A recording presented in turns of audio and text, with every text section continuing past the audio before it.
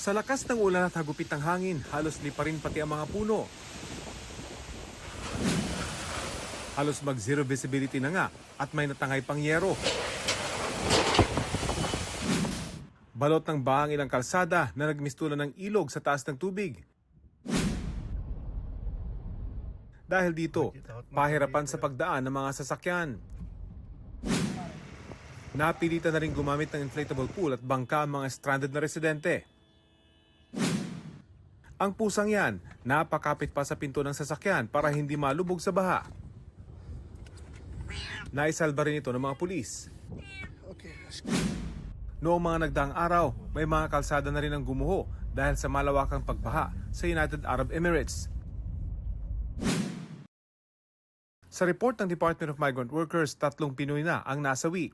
2 sa kanila ang nasuffocate sa loob ng kotse habang isa naman ang naaksidente.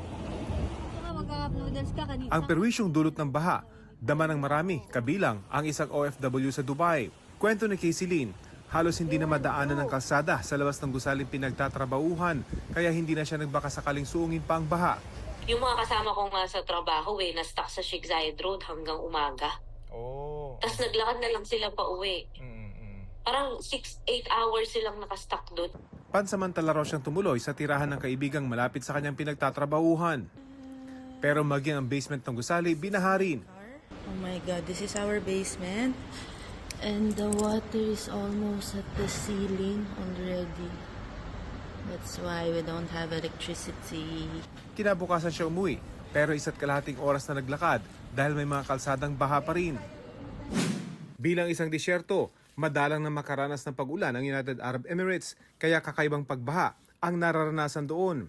Sa tala ng Local Meteorology Center ng Dubai, record-breaking ang ulan ngayon na pinakamataas mula noong 1949. Posible rin daw na epekto ito ng climate change ayon sa kanilang National Center of Meteorology.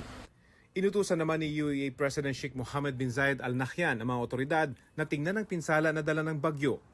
Para sa GMA Integrated News, Rafi Tima ang inyong saksi.